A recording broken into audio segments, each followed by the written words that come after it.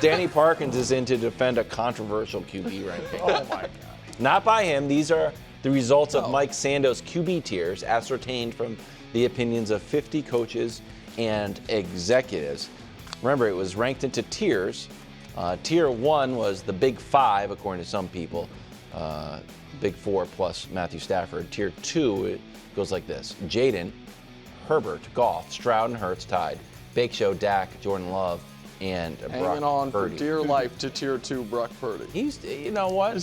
What'd you say about Stafford? He's in the Tier 1, Brew. He's in the Tier. That's same as Purdy. He's in the Tier 2. Who wants to go first here? Is it more likely Justin Herbert moves up or moves down? Danny, Go ahead, you go first. Marco. Just Apparently being set up for everyone to come at me. terrible. I got my defenses up, my counter punches. Move up, obviously. I'd have him where Stafford is right now. He's the fifth. Love it. He's the Love the fifth. take. He's the fifth best quarterback in football. And yes, He's already mad. I want you to succeed. You're Honest to God, already mad. if you succeed, I succeed. You're just making it so difficult. Go ahead. all right, well, How? I mean, listen, all right, well, we can just him v. Stafford. Herbert had more yards. Well, Stafford. Who's going to like this? Go All right, ahead. I'm saying, I'm not that high on everybody's All-American. More yards, better passer rating, more touchdowns, fewer interceptions than Stafford last year. And there is something to, and I know this is where you get upset, I like that, actually. how I see the NFL I like and that. the eye test. I like the eye test. It's the eye test, man. He passes all of it. And these coaches, scouts, and executives who do the rankings, what was it, 50, you said, for The Athletic? They had him 7th. ESPN put one together with coaches, scouts, and executives, 70 of them, and they ranked him 7th. Ahead of Jalen Hurts on both lists. The people who do this, if we were starting a team today, who you would draft, they think he's one of the best players in football because they watch the games. So then He is. They get So a that's lot what- wrong, though, those same people. So then I have a question. Then. Go ahead, buddy. Throw up the tweet, Dust. Then why do you feel the need to already, for the 6th straight year, make preemptive excuses for inevitable failure? The Rashawn Slater It was a injury is a huge injury. huge bummer. It's a huge injury. That is a huge injury, no, objectively. Of course it is. And so now, instead of having 2 all-pro caliber tackles, he's going to have to make do with just 1. And so as a second-year player who might be playing left tackle after playing right and so last year. I guess here's my question. Yeah. For those other guys in the top 5, if any of them lost a star offensive lineman, I don't know that Lamar has a star offensive lineman right now, but lost their left tackle, would you preemptively be like, well, that team's not going to be the team we thought it was? It feels to me like there is even the biggest Herbert believers already want to, because they also think the eye test is great, the arm's great, but we've actually never seen him play well in a big spot ever. So if he doesn't, game hurts. the playoff game was a disaster, and the first playoff game was a disaster, and the vast majority of the win in your in game against the Raiders was a disaster. And go ahead. The first half of the game against Jacksonville was not a disaster. But the comeback game overall for was a the disaster. team, I then in don't the loss, get that He loss. couldn't produce a touchdown. The loss to Houston last year, a couple of those interceptions are off his guys' hands, and the pressures and the pass rush. Not his fault. I'm sorry. His Again, fault. I watched you guys yesterday Oh, wow. talk about Brock Purdy, and I watched Nick slap Coach on the shoulder, and he was like, the football Illuminati agrees with us that Purdy is barely a tier 2, middle of the road guy. So I'll just the football Illuminati agrees with me on Justin Herbert. They don't get it all. They get a lot wrong, the football Illuminati. But one member of the football Illuminati, Jim Harbaugh, his coach, went there, saw your guy with the eye test, and said, you know what? He needs to throw it 10 fewer times a game. The first 4 or 5 years of his career, he averaged 39 passes a game before Harbaugh got there. Last year, he averaged 29 passes a game. Josh Allen, you might say, well, they did it to him, but he can run. That's a big part of his success. Not so for Justin Herbert, as athletic as he is. So how do you explain, if he is that great, Why does one of the best coaches of the modern era go there and say, I'm taking the football out of his hand? We'll be better if he throws less. And then he lets him air it out in the playoffs, and he throws 4 interceptions. Well, I actually disagree with Harbaugh. I'd rather see him throw it because it's just. But he's in the Illuminati. How do you disagree? He is in the Illuminati, but he also last year was the only quarterback in the league to have over 500 pass attempts and fewer than 5 interceptions. It was the best interception percentage since Tom Brady in 2016. He still throws the ball a lot without throwing it to the other team. It wasn't like he had a passer rating for the season. His interception rate dropped. Yeah, and his passer rating went up. And he threw the ball over 500 times with a passer rating over 100. It wasn't like he wasn't passing at all. Right. Their team is built more to run. Their coach, no doubt, prefers to run. They've got one good receiver. Well, now you got Keenan Allen back. Well, I like Harris, the guy they drafted in the second round. Can I answer this question? I think he's going to stay where he is. Yeah, probably. Yeah, Because here's the other thing. What is definitely true, and again, I think football intelligentsia is what we're trying to say, not Illuminati. I think Illuminati has a slightly different connotation. I think that we is want true. to. I don't think we Illuminati. want. I know, but it then led to Bruce saying, and I quote, "You said Jim Harbaugh's in the Illuminati," which we are not actually saying. We are saying he's a member of the intelligentsia. That's fair. Brothers also in though. Exactly right. But they love him because it. And here is where I have some sympathy to Danny's take. It is a very, very close cousin of my Trevor Lawrence take, which is a player that size, with that pedigree, with that throwing motion, those things. He should be one of the best.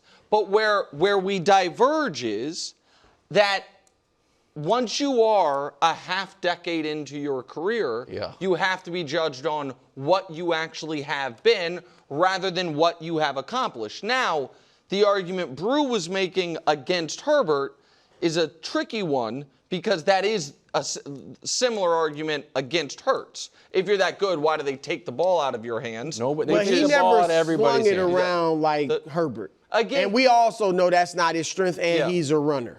So The- I think there's a little difference. Go ahead, KW. I have a take. Oh, great. Here we go. You have to go all in for Herbert, and this is your last ride for Herbert. It's like a retirement match in the WWE. Oh. It's like if you would be better off. This is the take. If they go 10-7 and he misses the playoffs but puts up great numbers, than him getting into the playoffs and performing badly again. Oh, he can't play bad in the playoffs again. I agree. You have to retire. Forget 10-7. You don't have to retire, but you have. My career's not over. No, but you have to be done.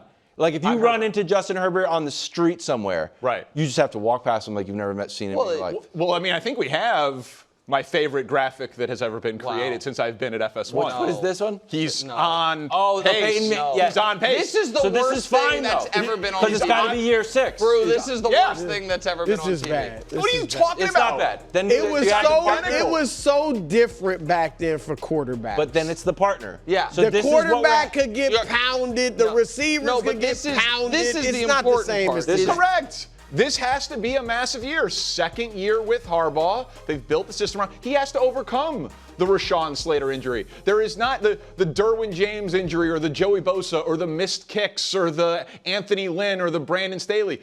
Those were all things that he overcame to, what has he accomplished 5 years into his career? No player in the history of football has thrown for more yards to start a career through 5 seasons than Justin Herbert. You guys act like because of 2 games, it's like, well, But nothing they're he two does. playoff games. They And look, I agree with you. Herbert is very talented. Okay. And I agree with Nick that the most likely situation is he stays about right where he is. Here's the thing. But I know that Nick agrees with me. But I he won't definitely top 5? don't. Oh, really? Not Because top I 5? remember. Okay, if we were starting a team, who would you draft first, Jalen Hurts or Justin Herbert?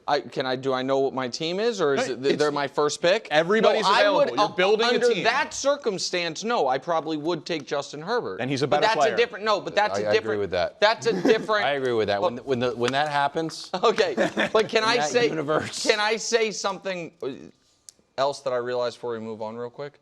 Because you just said this is the year for Herbert. You said that this is the year for Herbert. Yeah. It also means my guy Trevor's got one more year on Easy Street. That's right. Because this is year 5 No, for him. this so is he's the allowed. year. He's But you allowed. are like a what do you CEO. He has What not, do you mean? I'll give you. What? He has not been nearly as good as Justin Herbert. Well, in the regular Not season, in the close. playoffs, No, different what do you pa- think would different happen if they patches. played in a playoff No, game yeah, and yeah. one guy started Well, off down 27 I points? do Would get he you're roar right. back and steal the victory? If I take the second 7 No. games of his second year plus the first 4, No, it's and just then year skip 2. 3, and then No, those no. next 2, he That's was not what put it that was. together, and he was Unbelievable. great. That's not what it was. It's just year 2. It's just year 2. When He's he was, not even I'm sorry, he was close to 7th in Herbert. MVP voting. Can I Sorry. just say, He before was you- in the top 7. He's not even This is close one to thing Herbert. about Trevor Lawrence. Sometimes you see this in the news where it's like a CEO is like selling their stock. Like, what? Why did that guy sell a million shares?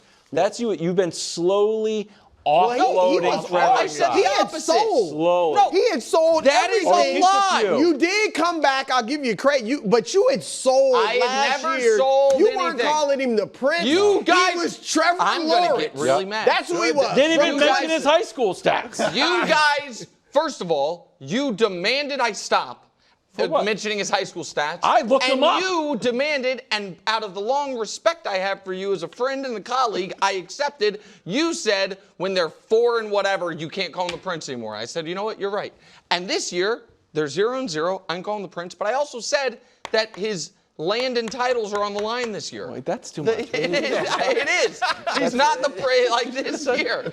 I Pop told culture you. references he's- from 1,200 years ago. Courtney Cronin appeared on NFL Live, detailed Caleb's, be kind here, Caleb's journey in learning Ben Johnson's complicated offense. Fair? Yeah. She says it's really an overload process. The Bears aren't panicking about it. They know this is his process of learning. So the Bears officially aren't worried. Should Bears fans be? Danny, you're a big star in Chicago radio. You were. Do you think Bears fans should be nervous about Caleb's process? Well, being cynical with Bears quarterbacks comes with the territory, right? It's the franchise that drafted Mitch Trubisky over Patrick Mahomes. So, so I'm just saying, like, Bears fans are going to be skeptical and cynical about basically everything. But about what? About him not playing in a preseason game? Wilds didn't like it. He And him wanted- having some bad training camp practices, reportedly? Like, we watched 17 games of Caleb Williams last year, and he was good. He was not great. He was not as good as he was supposed to be. But he was good. Wait a minute. He took He six. was. I mean, if you He think had moments. Drake May was good, then Caleb was good. I didn't. I mean, I thought Drake May was like watching like. a baby deer. Like something, you know, I see the potential. Yeah. I'm not like that was good. Okay, all right. He's throwing the ball to the wrong team often. My guy. Yeah, your guy. Yeah, Caleb was Caleb not. just throwing it to He the just eating fans. it. Yeah. and running the wrong way. Yeah, he took 68 sacks, which is too many. 68 a little bit. No, but he had a 3.5 to 1 touchdown interception ratio. He threw for 3,500 yards. He played all 17 games. They fired his play caller 9 games into his professional career. Another way to look at it, he got his play caller fired. Sure. And then a franchise that in the history of their organization, they've been around a while, had never fired a coach in season, was like, this is so much of a disaster, we have to get rid of this guy right now. They've upgraded their offensive line. We all agree that probably Ben Johnson, better play caller than Shane Waldron. Yes. Safe to say. We all agree, better head coach most likely than Matt Eberflus, even though we've never seen him do it. Yes. So if they upgraded at coach, play caller, and offensive line, and his baseline was a 3.5 to 1 touchdown interception ratio, playing 17 games and 3,500 yards, why would he not be better this year than last year? That's a lot of goobly gook. I don't understand why. He was good. That's He was not great. the standard for him to be better than he was last year. He could be better than he was last year and us still be like, we're not sure he's the franchise quarterback. I'm not saying they should be worried. I say concerned. Like just Not let me worried, but watch it. concerned. Yeah, not worried where you're like, he's not the guy. This is not the guy. We're looking at Arch Manning. Where is your house on fire? That's like, why is that smoking? Yeah, it's like, All right, all right, go Okay, ahead. About that. I'm like, look, Case Keenum said this is like one of the most complex playbooks he's ever seen. But I think the reason he didn't play in week 1 of the preseason was that he wasn't ready. And they didn't want to throw him out there and have him look bad. I just think he's being asked to play a way he has never played. High school, Pop Warner, college, obviously. Like, he is being asked to play on time. Yeah. And I think in the NFL, and that's why you stuff. see so many guys that are great in college that don't pop in the NFL, guys that weren't great in college become great in the NFL, because I think they ask you to do like what's successful in the NFL is playing on schedule. If you have the off-schedule stuff, You that have can to be take able you to to do the next that, level. and then the off-schedule stuff has to be your second pitch. Yes. You have to be and able that's to do. his fastball right now. And look, I'm and not that's what I writing think him off. Ben I'm Johnson's just saying I'd trying be a little to drill concerned. out of him. Like, I think what you're talking about is why they're taking this approach. I think he is trying to break Caleb down to build him back up with the belief that inherent natural wizardry stuff is not going to go away. Well, they've said the reports are that in 2-minute drills and unscripted stuff Right, at practice he's that great. he's been balling out. Right. Yeah. So there have been positive reports Yeah. out of this training. Why is Ben Johnson making it so complicated? Well, the plan apparently is to put it all in, see what he can handle, and then dial it back and simplify it as they get closer to the He regular even said season. he's overloaded it since the way he started off with the Lions. Right. It just seems Well, can I ask you? Ben Johnson focused centric rather than Caleb centric. All right, so I know maybe I'm you wrong. hated Ben Johnson's quote about the tush push, and that there's never been someone's opinion of someone else change more by one quote, more so than I suppose if a couple at an altar and they said, "I don't." Like, I assume that flips it. Then your opinion of Ben Johnson. Get in my craw. Right. But in Ben Johnson's defense, I think we all think the Lions have a really good team. You know, offensively, a really good team. I don't think we all think they have the best team in the NFL.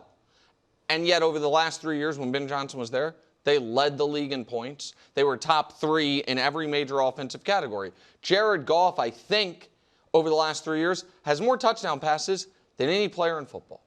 So if you are Ben Johnson, I think you probably justifiably believe whatever I am given, I am going to get the top 1% outcome of offensively, because that's what he did in Detroit. I know, but he go- did have a number 1 pick in Detroit too. Yes, but it's not like he's like, no.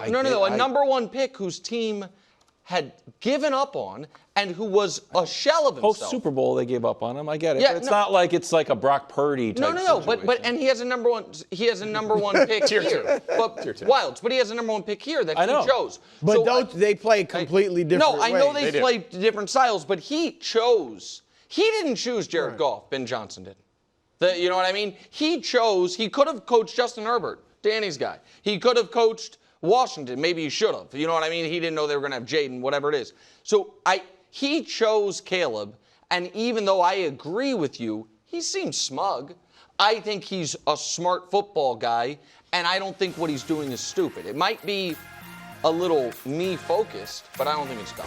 Thanks for watching. Subscribe here to get more from the show and to check out clips from other shows on FS1.